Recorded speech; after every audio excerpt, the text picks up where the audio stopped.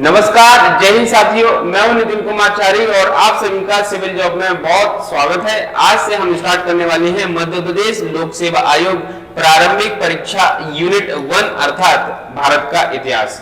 भारत का इतिहास हमें परीक्षा की दृष्टि से बहुत अच्छे से तैयार करना है, क्योंकि यहाँ से हम देख रहे हैं पिछले कुछ वर्षों से लगातार 10 प्रश्न परीक्षा में पूछ रहे हैं। जैसा कि हम जानते हैं कि हमारी प्रारंभिक परीक्षा में 10 यूनिट है और हर यूनिट से 10-10 प्रश्न का रेशियो पिछले 4-5 सालों से उन्होंने लगातार एक ट्रेंड सा बना दिया है। तो इस हिसाब से हम ये देख सकते हैं कि इस यूनिट से भी हमें 10 प्रश्न के मिलने की संभावना निश्चित है। ठीक, अब हम यहाँ पे बात करते हैं कि हमारा जो सिलेबस है, जो आयोग ने हमें दिया है सिलेबस पढ़ने के लिए भारतीय इतिहास के अंतर्गत, उसमें लगभग 6-7 बिंदु उन्होंने जोड़ दिए हैं और इस दायरे में हमें भारत के इतिहास को कंप्लीट करना है।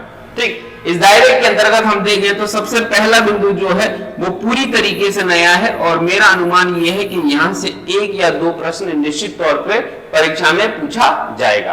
ठीक, फिर उसके बाद दूसरे बिंदु पे चर्चा करें तो ये भारत के प्राचीन और मध्यकालीन इतिहास से संबंधित है, जिसमें प्राचीन और मध्यकालीन भारतीय इतिहास की प्रमुख विशेषताएं, घटनाएं और उनकी प्रशासनिक, सामाजिक और आर्थिक व्यवस्थाओं से संबंधित प्रश्न परीक्षा में पूछे जाएंगे।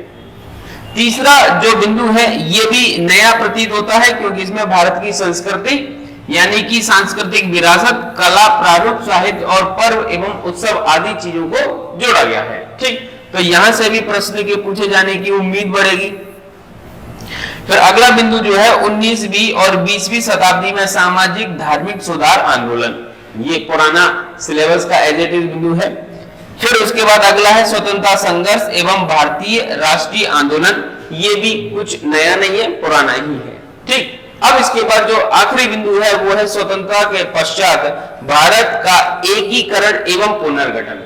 ठीक है, ये भी नया है। तो यहाँ पे हम देख रहे हैं कि भारतीय इतिहास के अंतर्गत पुराने सिलेबस और नए सिलेबस के अंतर्गत मुख्य रूप से 3 बिंदु हमें पूरी तरीके से नए प्रतीत होते हैं, जिसके अंतर्गत पहला बिंदु जो है वो भारतीय परंपरा, भारत के ज्ञान परंपरा के साथ साथ भारत की मुख्य जानकारी, फिर भारत के प्रमुख साहित्य ग्रंथ जो है जिसमें वेद है, उपनिषद है, आरण्यक है, ब्राह्मण ग्रंथ, ऐसे तमाम चीजों के बारे में हमें विस्तृत जानकारी प्राप्त करनी है। ऐसा नहीं है कि यहाँ से प्रश्न अभी तक परीक्षा में नहीं पूछे जाते थे, लेकिन अब निश्चित रूप से पूछे जाने की संभावना है, क्योंकि उन्होंने इस टॉपिक को अलग से स्पेशली एग्जाम की दृष्टि से जोड़ दिया है। ठीक, तो ये तो हुई हमारी सिलेबस को लेके बात कि मध्य प्रदेश लोक सेवा आयोग के अंतर्गत जो प्रारंभिक परीक्षा के माध्यम से आपको जो पहला यूनिट जो है जिसको आपको तैयार करना है आयोग के सिलेबस के अकॉर्डिंग, वो ये है। इसको पढ़ने के लिए हम स्टार्ट करते हैं अपना आज का लेक्चर। ठीक, अब हम यहाँ पे एक चीज और समझ लेते हैं कि भारत के इतिहास को पढ़ने के लिए हमें सबसे पहले 2 चीजों का ज्ञान होना बहुत जरूरी है। कि ये जो भारत का इतिहास हम पढ़ रहे हैं, भारत का इतिहास जो हम पढ़ रहे हैं, वो भारत के इतिहास में सिलेबस में तो चीजें दे दी गई हैं। इस पूरे इतिहास को पढ़ने के लिए हमें कुछ चीजों पे थोड़ा विस्तृत जानकारी एकत्रित रूप से इकट्ठा करनी होगी। ठीक है, और वो जानकारी क्या है कि हम सबसे पहले तो ये जान लें कि भारत का इतिहास आखिरकार है क्या, भारत के इतिहास का वर्गीकरण क्या है, भारत के इतिहास को किस कालखंड में बांटा गया है, या भारत के इतिहास को हम मुख्य रूप से देखें तो हमारा इतिहास है क्या, कहां से शुरू होता है, कहां पे खत्म होता है, कितना पढ़ना है, इस बात की जानकारी हमें भारत के इतिहास के वर्गीकरण के अंतर्गत मिल जाती है। फिर उसके बाद हम देखते हैं कि भारत का जो इतिहास है उसकी जानकारी के क्या स्रोत है। उदाहरण के लिए देख लेते हैं कि आज हम अगर चर्चा करें तो वर्तमान में हमारे देश का जो प्रधानमंत्री है वो कौन है। हालांकि अभी तो चुनाव होने वाले हैं, ठीक, लेकिन एक बात कर लेते हैं कि हमारे देश का वर्तमान में प्रधानमंत्री कौन है। तो आप कहेंगे हमारे देश का वर्तमान प्रधानमंत्री माननीय श्री नरेंद्र मोदी जी हैं। ठीक, मान लिया। आज की स्थिति में हमने ये मान लिया कि वर्तमान में जो स्थिति है वो है 2024। लेकिन अगर यही बात मैं कहूं कि आज से आने वाले 1000 सालों बाद 3024 के अंदर अगर कोई व्यक्ति ये जानना चाहे कि 2024 के अंदर भारत का प्रधानमंत्री कौन था, ठीक, तो ऐसी स्थिति में अब जानकारी के स्रोत हमें इकट्ठा करना पड़ेगा। हालांकि अभी जानकारी के स्रोत में इंटरनेट है, पहले नहीं था, ठीक है। तो जानकारी के स्रोत के अंतर्गत हमें ये पता चलता है कि हमारे इतिहास की जो जानकारी है वो कहां से हमने एकत्रित की है। ये जानकारी के स्रोत के अंतर्गत कुछ साहित्य हो सकते हैं, कुछ किताबें हो सकती हैं, कुछ पुरातात्विक स्रोत हो सकते हैं, तमाम प्रकार की चीजें हो सकती हैं। तो हम आज के इस लेक्चर के अंतर्गत मुख्य रूप से भारतीय इतिहास के अंतर्गत जो पढ़ने वाले हैं वो भारतीय इतिहास का वर्गीकरण पढ़ रहे हैं। फिर इसके बाद जो अगला लेक्चर होगा उसके अंतर्गत हम पढ़ेंगे भारतीय इतिहास की जानकारी के स्रोत। फिर तीसरे लेक्चर में हम जो पढ़ेंगे वो व्यवस्थित चीजें स्टार्ट हो जाएंगी यहां से, जो आपके सिलेबस में दिया हुआ है। पहला और दूसरा लेक्चर जो है वो केवल इंट्रोडक्शन लेक्चर है, जिसके माध्यम से परीक्षा में जो बेसिक प्रश्न कभी कभार बन जाते हैं उसकी जानकारी आपको हो जाएगी। ठीक, तो चलिए स्टार्ट करेंगे आज का अपना लेक्चर, जिसके अंतर्गत हम पढ़ने वाले हैं भारतीय इतिहास की जानकारी का वर्गीकरण, यानी कि हमारा जो इतिहास है उसको कितने भागों में बांटा गया है। ठीक, आमतौर पर अगर हम किसी से पूछें तो हमारे इतिहास को यानी कि भारतीय इतिहास को 3 भागों में बांटा गया है, यही उत्तर मिलता है। भारतीय इतिहास को कितने भागों में बांटा गया है? 3। कौन कौन से आप बताओगे? प्राचीन कालीन भारतीय इतिहास है ना, मध्यकालीन भारतीय इतिहास और आधुनिक भारतीय इतिहास। 3 है भारतीय इतिहास के कालखंड। ठीक है, 3 तो है, लेकिन ये 3 नहीं है जो अभी हम चर्चा कर रहे हैं। भारतीय इतिहास को अध्ययन की दृष्टि से 3 भागों में बांटा गया है, और वो 3 जो भाग है वो है, पहला आपका प्रागैतिहासिक काल। कौन सा काल है इसको याद रखना है, प्रागैतिहासिक काल। भारतीय इतिहास का सबसे पहला जो चरण है जहां से हम भारतीय इतिहास को पढ़ना प्रारंभ कर देते हैं वो है प्रागैतिहासिक काल। प्रागैतिहासिक काल के बाद भारतीय इतिहास का जो दूसरा कालखंड वर्गीकरण है वो है आद्य ऐतिहासिक काल। कैसा है? आद्य ऐतिहासिक काल।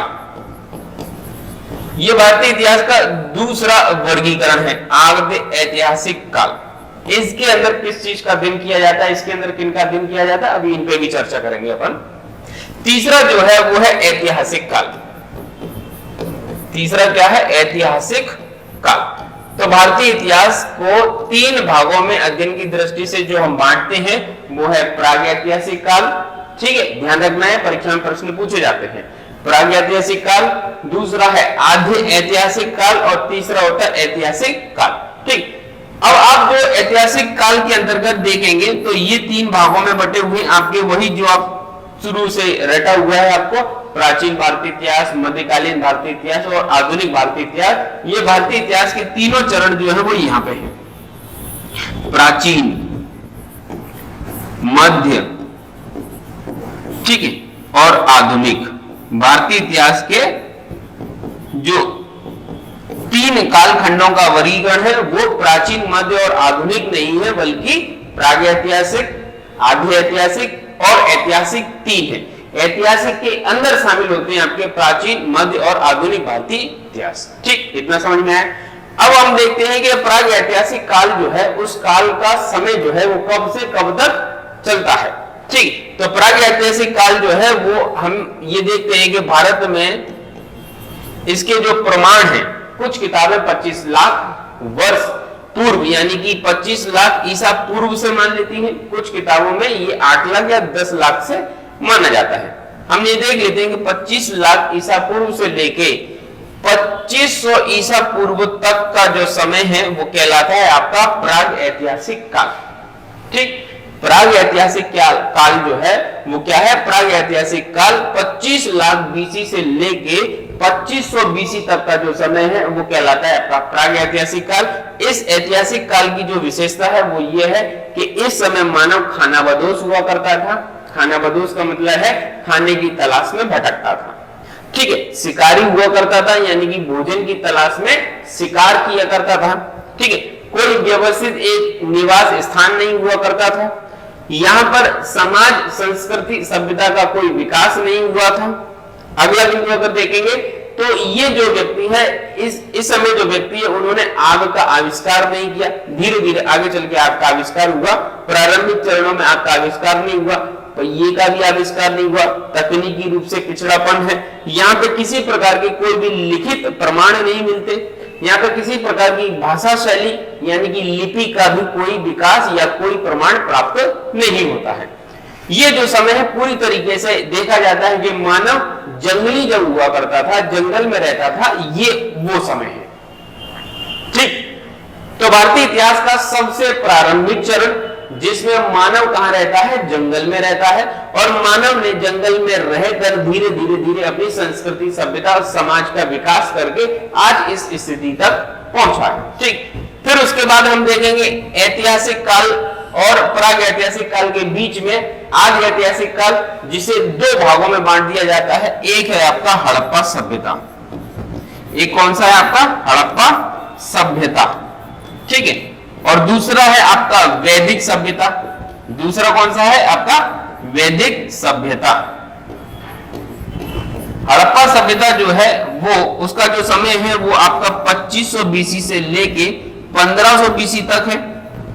कुछ इतिहासकार कार्बन डेटिंग के अनुसार इसी का जो समय है वो 2350 बीसी से लेके 1750 बीसी तक भी मानते हैं।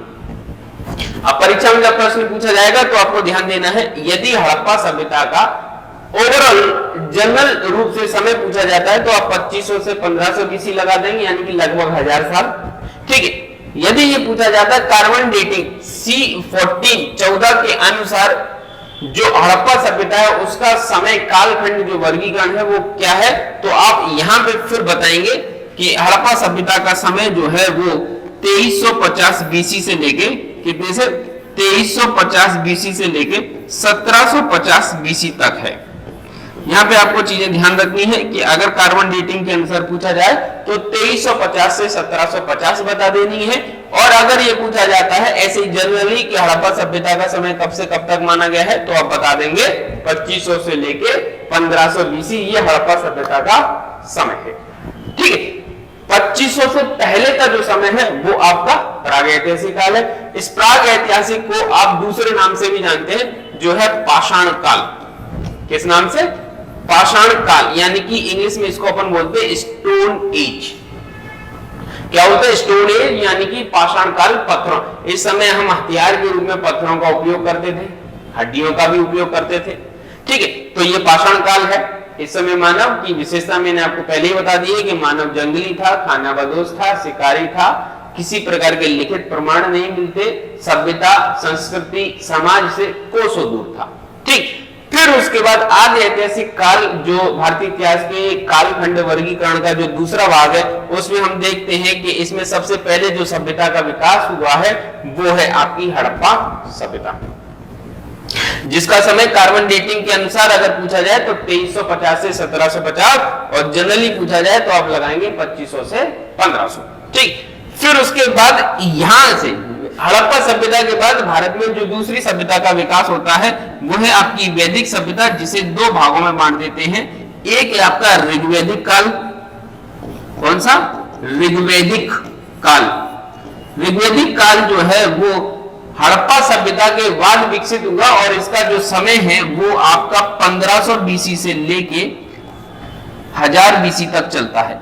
1000 बीसी तक, 1000 बीसी तक का जो समय है वो ऋग्वैदिक काल के नाम से जाना जाता है। ऋग्वैदिक काल जो है वो भारत के 4 वेद जो है उनमें से सबसे प्रमुख वेद ऋग्वेद के आधार पर वर्णित काल है। यानी कि ऋग्वेद में जो व्यवस्था है, चाहे वो सामाजिक है, चाहे वो आर्थिक है, प्रशासनिक है, राजनीतिक है, इन सभी व्यवस्थाओं का जो वर्णन ऋग्वेद में किया गया है, उसी ऋग्वेद के आधार पर जो समय, जो काल निर्धारण किया गया है वो ऋग्वैदिक काल है। फिर उसके बाद, इस काल के बाद जो दूसरा समय प्रारंभ हुआ वो है उत्तर वैदिक काल। कौन सा है, उत्तर वैदिक काल। और उत्तर वैदिक काल जो है वो ऋग्वैदिक काल के बाद जब प्रारंभ होता है तो इसमें कुछ समस्याएं, कुछ जटिलताएं, कुछ परिवर्तन आ जाता है, और वो परिवर्तन के कारण समाज में कुछ क्रांति होती है, धार्मिक परिवर्तन होते हैं, और तमाम चीजें हैं जो आगे अपन पढ़ेंगे। ठीक, इसका जो समय है वो 1000 बीसी से लेकर प्रारंभ होता है 600 बीसी तक चलता है। यानी कि 600 बीसी तक का जो समय है वो उत्तर वैदिक काल के अंतर्गत शामिल है। इस 600 बीसी के बाद से प्राचीन भारतीय इतिहास प्रारंभ हो जाता है और प्राचीन भारतीय इतिहास 600 बीसी के बाद चलता है और मुख्य रूप से हर्षवर्धन यानी कि 600 कब तक 647 एडी तक का जो समय है वो हम पढ़ लेते हैं प्राचीन भारतीय इतिहास के अंतर्गत। लगभग 1200 वर्ष का जो समय है, इतिहास का जो कालखंड वर्गीकरण है वो ऐतिहासिक काल के अंतर्गत यहाँ पे अपन पढ़ लेते हैं प्राचीन भारतीय इतिहास। ठीक, ये पूरा भारत के इतिहास का प्रारंभिक से लेके अभी तक का वर्गीकरण है। एक बार फिर से अपन देख लेते हैं यहाँ पे भारत के इतिहास को कालखंड वर्गीकरण के आधार पर अगर हम देखें तो सबसे प्राग ऐतिहासिक काल में बांटा गया है, जिसका समय 25 लाख बीसी से लेके 25,000 बीसी तक होता है। इसके बाद भारतीय इतिहास का जो दूसरा समय प्रारंभ हुआ वो आदि ऐतिहासिक काल है और यहां से परीक्षा में प्रश्न पूछा गया है कि बताइए निम्नलिखित में से हड़प्पा सभ्यता किस समय की सभ्यता है।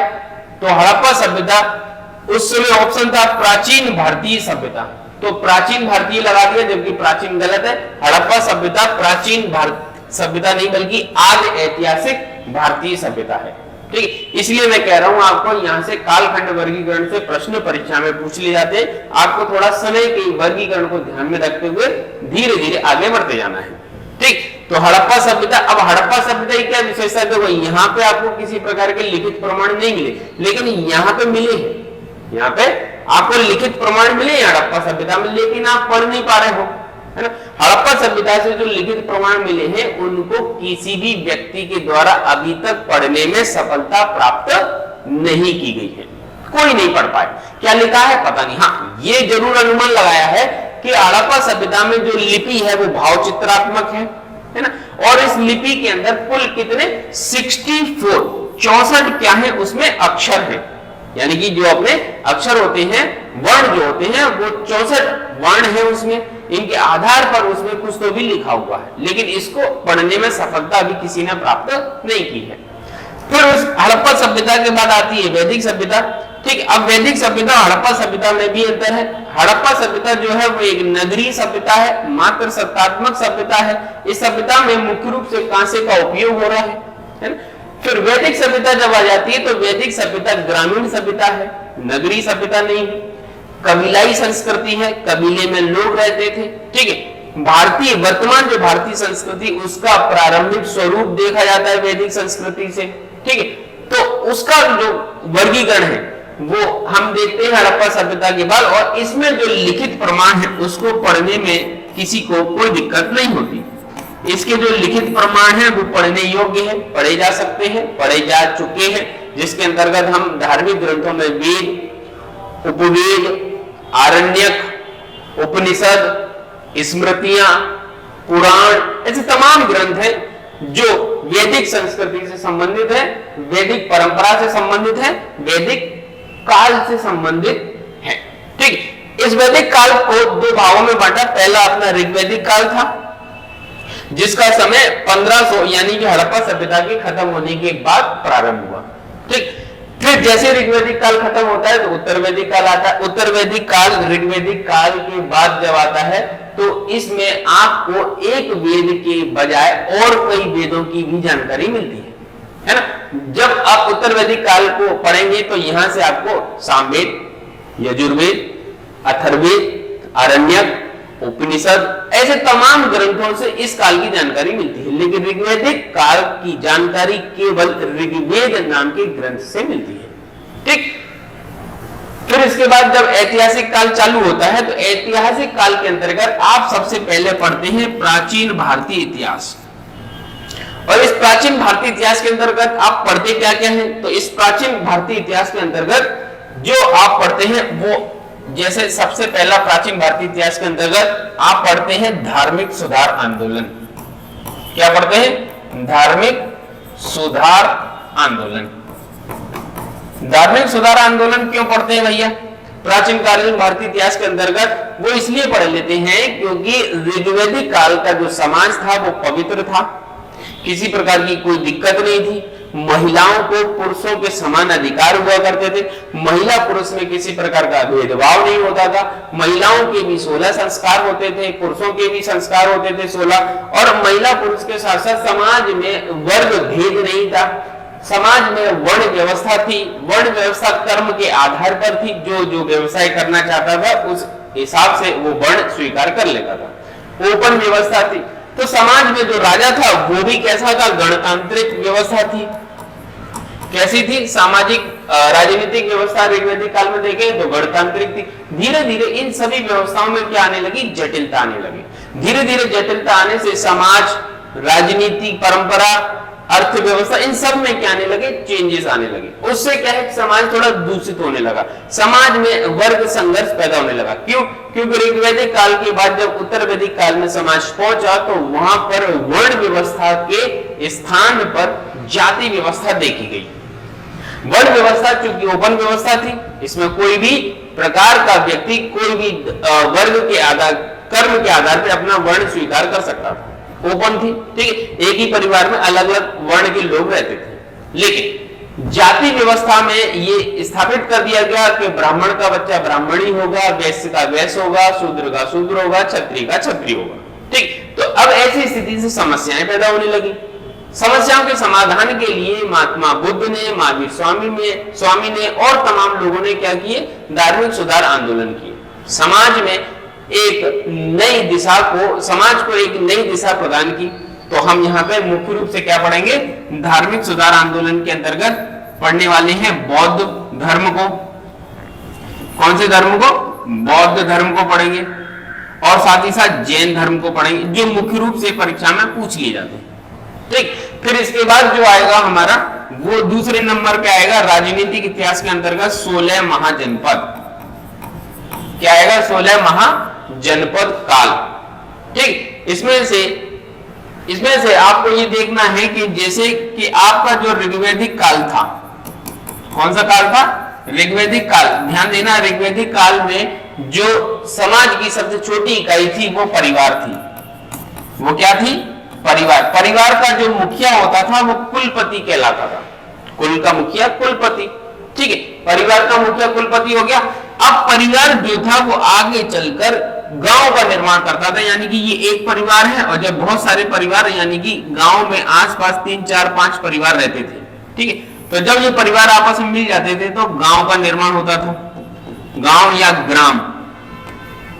ठीक है, ग्राम का निर्माण होता था। ग्राम का जो मुखिया होता था वो ग्रामीणी कहलाता था। ये ऋग्वैदिक कालीन व्यवस्था की बात कर रहे हैं। ठीक है, ग्राम आगे चल के विश्व में बटा होता था। विश्व का मुखिया विश्वपति कहलाता था। विश्व आगे चल के जन में बढ़ता था, जन का मुखिया पुरोहित कहलाता था, और आगे चल के राष्ट्र बनता था जिसका मुखिया राजन कहलाता था ऋग्वैदिक काल में। फिर जन जो थे, उत्तर वैदिक काल जब आया, उत्तर वैदिक काल में यही जन आगे चल के किसका निर्माण करने लगे? जनपद का निर्माण करने लगे। और यही जनपद उत्तर वैदिक काल के अंत तक आते आते द्वितीय नगरीकरण को प्राप्त कर लेते हैं, और द्वितीय नगरीकरण के अंतर्गत यही जनपद कन्वर्ट हो जाते हैं महाजनपद में। किसमें कन्वर्ट हो जाते हैं? महाजनपद। यानी कि भारतीय संस्कृति के अंतर्गत राजनीतिक व्यवस्था जो थी वो जन से जनपद, जनपद से 16 महाजनपद, जिसकी हमें जानकारी मिलती है कि जनपद की कुल संख्या कितनी है? 16। भारतीय इतिहास के जानकारी के स्रोत हम पढ़ेंगे, उन स्रोतों के माध्यम से हमें ये पता चलता है कि भारतीय इतिहास में प्राचीन काल में 16 महाजनपद थे। इनमें से सबसे प्रमुख जो महाजनपद है वो है मगध। मगध को हम स्पेशली पढ़ेंगे। ठीक, मगध का जब अंत हो जाता है तो हमें अगला इतिहास जो पढ़ना है वो मौर्यों का पढ़ना है। मौर्य, चंद्रगुप्त मौर्य पढ़ने हैं, बिंदुसार पढ़ना है, अशोक पढ़ना है और उनके उत्तराधिकारी पढ़ने, इससे संबंधित इतिहास। फिर मौर्य के बाद हमें इतिहास प्राचीन, ये सब प्राचीन भारतीय इतिहास चल रहा है। ठीक है, प्राचीन भारतीय इतिहास में मौर्य के बाद जो हम पढ़ेंगे वो पढ़ेंगे मुख्य रूप से मौर्योत्तर काल। मौर्योत्तर काल यानी कि छोटे छोटे वंश, छोटे छोटे राज्य, जिसमें हम जैसे आंध्र सातवाहन, कण्व वंश, कुषाण वंश, कुछ विदेशी आक्रमण भी हुए हैं, ठीक है, उनको पढ़ेंगे। फिर उसके बाद अगला जो हम व्यवस्थित पढ़ने वाले हैं वो है गुप्त साम्राज्य। क्या पढ़ेंगे अपन? गुप्त साम्राज्य।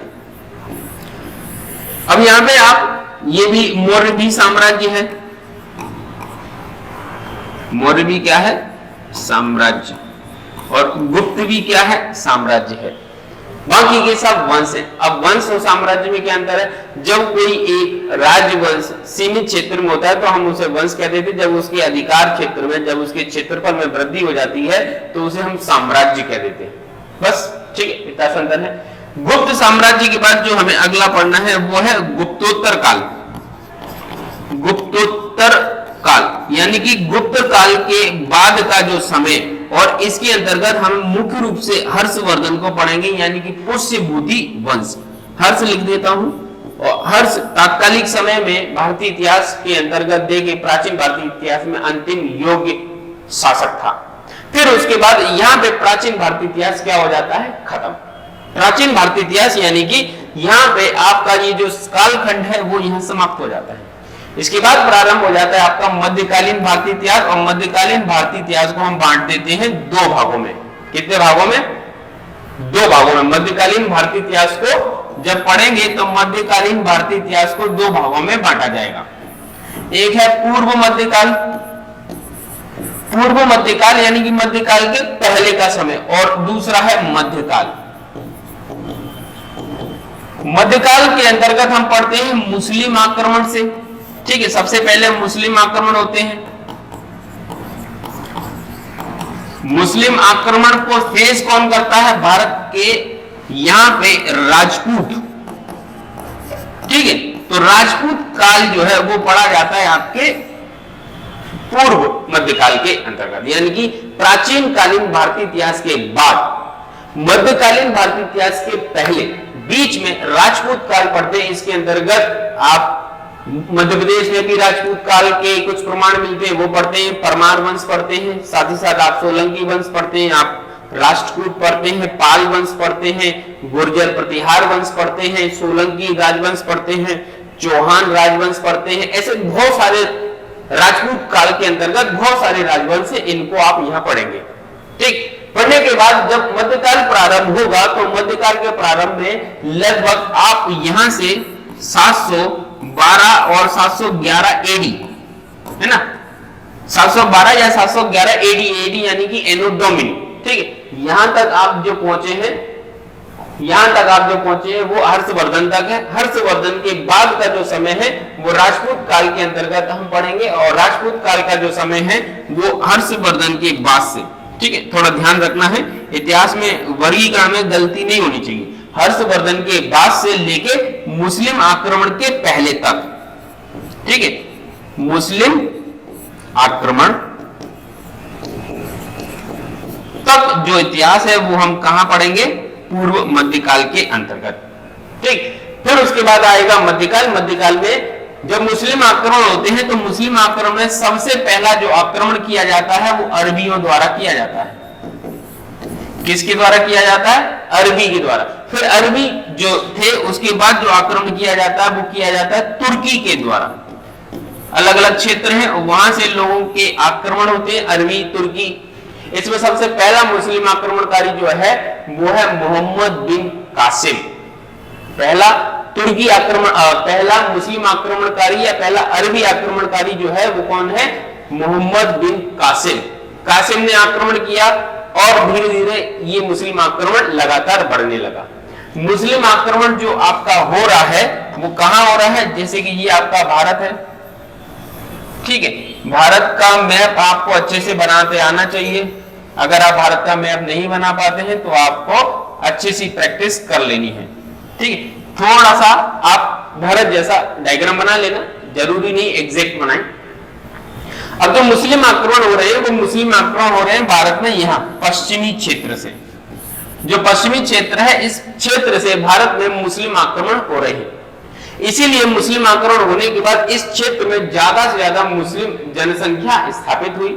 जब भारत पाकिस्तान विभाजन हुआ तो यही वाला क्षेत्र काट के क्या कर दिया? पाकिस्तान के नाम से अलग कर दिया, ठीक, तो आपको ये चीजें समझ में आ जाएंगी। उस समय थोड़ा बेसिक है, ध्यान देना कि यहाँ पे क्या हुआ, मुस्लिम आक्रमण होना चालू हो रहे हैं। जब मुस्लिम आक्रमण चालू हो रहे हैं तो यहाँ पे जो राजपूत शासक होंगे वो राजपूत शासक क्या करेंगे, इनको जवाब देंगे, इनको जवाब देंगे। अगर ये राजपूत शासक हार जाएंगे तो मुस्लिम आक्रमण आगे की ओर बढ़ जाएंगे, अगर ये जीत जाएंगे तो वहीं रोक देंगे। तो कुछ राजा जीत जाते हैं, कुछ राजा हार जाते हैं।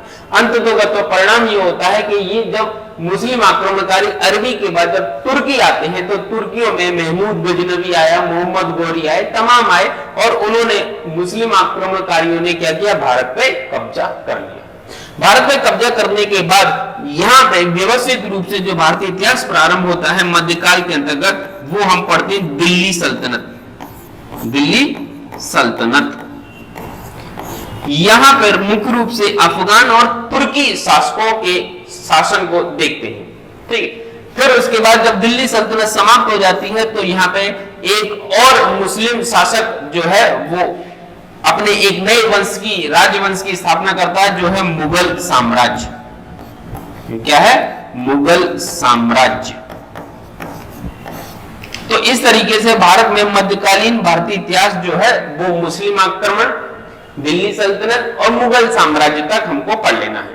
मुगल साम्राज्य जो है वो 1857 की क्रांति के बाद अंग्रेजों ने समाप्त कर दिया, ठीक है। अंतिम जो शासक था बहादुर शाह जफर, उसका नाम बहादुर शाह था, क्योंकि बहादुर शाह पहले भी हो रखे थे इसलिए ये बहादुर शाह द्वितीय थे, और जफर नाम से पत्रिकाएं लिखते थे इसलिए हमने इनको बहादुर शाह जफर नाम दे दिया गया। और इन बहादुर शाह जफर को, जो कि अंतिम मुगल शासक थे, अंग्रेजों ने रंगून भेज दिया, म्यांमार, रंगून, यंगून भेज दिया और वहां पर आगे चल के 1862 में इनकी मृत्यु हो गई और इनका वंश यही समाप्त हो गया। और उसके बाद भारत में स्टार्ट हो जाता है आधुनिक भारतीय इतिहास, ठीक। तो यहां से स्टार्ट हो जाता है आधुनिक भारतीय इतिहास। अब यहाँ पे एक चीज जो जान लेना बहुत आवश्यक है, कुछ इतिहासकारों का मानना है कि भारत के आधुनिक भारतीय इतिहास का जो प्रारंभ है वो 1857 ईस्वी के युद्ध या क्रांति से नहीं बल्कि इसके 100 साल पहले यानी कि 1757 में हुए प्लासी के युद्ध से ही आधुनिक भारतीय इतिहास को मान लिया गया है। इतिहासकारों में थोड़ा मतभेद है, आपको याद रखना है कि भारत के आधुनिक भारतीय इतिहास का प्रारंभ कहां से है। कुछ इतिहासकारों के अनुसार जो भारत के आधुनिक भारतीय इतिहास को हम पढ़ते हैं वो पढ़ते हैं कहां से, 1857 की क्रांति के बाद। कुछ इतिहासकारों के अनुसार हम उसको देखते हैं कि भैया 1757 प्लासी के युद्ध के बाद, ठीक। किस इतिहासकार के अनुसार कौन सा मत है, आगे चल के इस चीज को हम बारीकी से समझ लेंगे, ठीक है। तो आधुनिक भारतीय इतिहास जब चालू होता है तो आधुनिक भारतीय इतिहास के चालू होने के बाद जो चीजें हमें आगे देखने को मिलेगी वो कौन कौन सी हैं, ठीक है। आधुनिक भारतीय इतिहास के अंतर्गत आप अंग्रेजों के आगमन को पढ़ेंगे, है ना, यूरोपियों का आगमन लिख देते हैं क्योंकि अंग्रेजों के पहले और भी आए थे जैसे पुर्तगाली। यूरोपियों का आगमन, ये भारतीय इतिहास है, आप फिर इस चीज को समझ लेंगे तो दिक्कत नहीं आएगी, ठीक है। यूरोपियों का आगमन हुआ जिसमें अंग्रेज भी आए, पुर्तगाली भी आए, डच भी आए, फ्रांसीसी भी आए, स्वीडिश भी आए और अंततः तो अंग्रेजों ने भारत को कैप्चर कर लिया, है ना। भारत के राज्य क्षेत्र पर उन्होंने अधिकार स्थापित कर लिया 1857 की क्रांति के बाद और ये भारत को ब्रिटिश क्राउन के अधीन सौंप दिया। फिर भारत में औपनिवेशिक काल प्रारंभ हो गया। क्या हो गया, भारत औपनिवेशिक, औपनिवेशिक यानी कि भारत कहने में अच्छा तो नहीं लगता है लेकिन अंग्रेजों का गुलाम हो गया, ठीक। और 1857 से लेके 1857 की क्रांति के बाद हम देखें 1947 तक भारत मुख्य रूप से अंग्रेजी उपनिवेश के अंतर्गत रहा और इन 90 साल गुलामी के जीवन को जीकर लगातार हमने यहाँ पे क्रांतिकारी गतिविधियां की। क्रांतिकारी गतिविधियों में हम देखते हैं 3 चरण, नरम दल, ठीक है। फिर उसके बाद यहाँ पे हम देखते हैं गरम दल, ठीक है। फिर उसके बाद हम देखते हैं गांधी युग। और इन सब चीजों के क्रांतिकारी परिवर्तन के पश्चात क्रांतियां हुई। क्रांतियां होने के पश्चात हमारे देश के कई युवा, वृद्ध, बच्चे, बुजुर्ग, महिला, पुरुष ने अपने प्राणों की आहुति दी और उसके बाद आज हम इस स्थिति में हैं कि हमें कोई गुलाम नहीं कह सकता। हम स्वतंत्र हैं, संप्रभु हैं। हमने अपने देश को गुलामी की बेड़ियों से आजाद कराकर 1947 में क्या कर लिया, अपने देश को गुलामी से आजाद करवाकर एक स्वतंत्र राष्ट्र स्थापित कर लिया। और स्वतंत्र राष्ट्र स्थापित होने के बाद जो इतिहास में एक बिंदु और जोड़ा गया है, उस चीज पे अगर हम चर्चा करें तो वो नया है, पूरी तरीके से नया है, इस पे थोड़ा ध्यान देना पड़ेगा। आजादी के बाद हम यहाँ पे स्वतंत्रता के पश्चात भारत के एकीकरण को और पढ़ेंगे, तब जाके हमारा इतिहास पूरी तरीके से क्या हो जाएगा, कंप्लीट हो जाएगा। तो ये है हमारे भारत के इतिहास का कालखंड वर्गीकरण, यानी कि भारतीय इतिहास का वर्गीकरण जो हम देखते हैं। भारत का इतिहास प्रारंभ हो जाता है प्रागैतिहासिक काल से, जिसे अपन पाषाण काल के अंतर्गत देखते हैं। पाषाण काल को भी आगे चल के कई कालखंडों में बांटा गया है। नव पाषाण काल मतलब पहले पूरा पाषाण काल, फिर मध्य पाषाण काल, फिर नव पाषाण काल, फिर पाषाण काल और आदि ऐतिहासिक काल के आसपास एक नवीन संस्कृति विकसित होती है जिसे अपन कहते हैं ताम्र पाषाण काल। मानव ने सबसे पहले तांबे की खोज की और उस आधार पे हमने उसको ताम्र पाषाण काल नाम दे दिया। फिर यहाँ पे हड़प्पा सभ्यता में कांसे की खोज हो गई तो कांस्य युगीन सभ्यता हो गई। फिर उसके बाद ऋग्वैदिक काल के अंदर हम देखें तो कांसा और तांबे का यूज होता रहा और उत्तर वैदिक काल में क्रांतिकारी धातु अर्थात लोहे की खोज हो गई और उसके बाद हम उसको लोह युगीन सभ्यता के नाम से जानने लगे। ठीक, फिर जैसे उत्तर वैदिक काल खत्म होता है फिर उसके बाद प्रारंभ हो जाता है आपका मध्यकालीन आधुनिक भारतीय इतिहास, जिसमें हम जैन बौद्ध धर्म को पढ़ते हैं, 16 महाजनपद पढ़ते हैं, मगध पढ़ते हैं, मौर्य पढ़ते हैं, साम्राज्य और मौर्य के बाद गुप्त पढ़ते हैं, हर्षवर्धन पढ़ते हैं। फिर उसके बाद स्टार्ट हो जाता है आपका मध्यकालीन भारतीय इतिहास और मध्यकालीन भारतीय इतिहास में राजपूत काल के बाद हम मुस्लिम आक्रमण, दिल्ली सल्तनत और मुगल साम्राज्य, यहीं पे अलग से नहीं, यहीं पे हम मराठा साम्राज्य को भी पढ़ेंगे। ठीक है, ऐसा नहीं कि मराठे रह जाएंगे। मराठा का भारतीय इतिहास में अपना एक विशिष्ट और महत्वपूर्ण स्थान है। तो मराठा साम्राज्य को भी हम मुगल साम्राज्य के समकालीन ही पढ़ लेंगे। ठीक, फिर उसके बाद भारत का एकीकरण होता है। भारत के एकीकरण का मतलब अंग्रेज लोग भारत को क्या करते हैं, एक एक करके अधिकार जमाने लगते हैं। कुछ रियासतों को अपने अपने अधिकार क्षेत्र में कर लेते हैं। फिर 1857 की क्रांति होती है और उसमें अंग्रेज जीत जाते हैं। फिर उसके बाद क्या होता है, भारत का एक एकीकरण हुआ और भारत के एकीकरण पे अंग्रेज यानी कि ब्रिटिश क्राउन का शासन चलने लगा। ब्रिटिश क्राउन के शासन को नरम दल, गरम दल और गांधीवादी युग के दौरान क्रांतिकारी गतिविधियों के माध्यम से हमने आजाद कराया। आजाद के बाद हम जब 1947 में आजाद हो गए तो 1947 के बाद हमने भारत का संविधान लागू किया। संविधान के लागू होने के साथ साथ हम क्या कर रहे हैं, भारत के इतिहास के अंतर्गत भारत को एक बार फिर से एकीकरण कर रहे हैं कि कौन सा राज्य भारत में शामिल होगा, कौन नहीं होगा। इसी दौरान भारत के एकीकरण के अंतर्गत पाकिस्तान अलग हो गया। पाकिस्तान का पूर्वी भाग जो था, जो आज वर्तमान में हम बांग्लादेश के नाम से जानते हैं, वो अलग हो गया। ठीक, मुद्दा विवादित रह गया, फंस गया तो कश्मीर का। ठीक, तो ये एकीकरण की स्थिति यहां पढ़ लेंगे और इस तरीके से भारत का इतिहास जो है वो प्रागैतिहासिक काल से लेके आपके कहां तक, आजादी के बाद एकीकरण तक परीक्षा में पूछा जाएगा। ठीक, तो आज का जो हमारा लेक्चर था, इस लेक्चर के अंतर्गत हमने लगभग ये सारी चीजें पढ़ ली कि भारत का इतिहास एक्चुअल में शुरू कहां से हो रहा है और कहां तक भारत का इतिहास जा रहा है। व्यवस्थित पीपीटी के माध्यम से भी आपको डाटा दिया जाएगा। मैं थोड़ी देर साइड हो जाऊंगा, आप चाहे स्क्रीनशॉट ले लेना या लिख लेना। ठीक है, मैं तब तक पानी पी लेता हूं।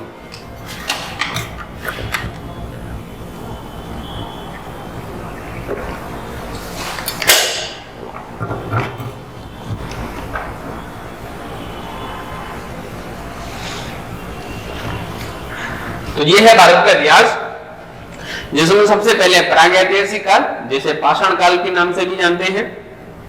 फिर इसके बाद आया आदि ऐतिहासिक काल, जिसमें हड़प्पा और वैदिक सभ्यता पढ़ते हैं। वैदिक सभ्यता में ऋग्वैदिक और उत्तर वैदिक काल पढ़ते हैं। फिर उसके बाद आ जाता है आपका ऐतिहासिक काल, जिसमें प्राचीन, मध्य और आधुनिक भारतीय इतिहास पढ़ लेते हैं।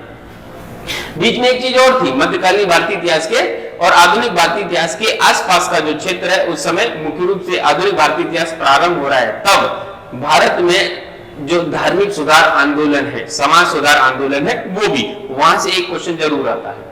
फिर जब स्वतंत्र हो जाते हैं, आजादी मिल जाती है और भारत का एकीकरण हो जाता है, तो हमारा इतिहास खत्म हो जाता है। जब खत्म हो जाता है तो केवल धन्यवाद के अलावा और कुछ नहीं बचता।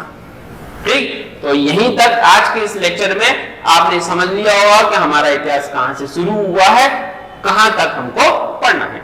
अब इसके बाद अगले लेक्चर में मुलाकात होगी और उस समय हम पढ़ेंगे भारतीय इतिहास की जानकारी के स्रोत।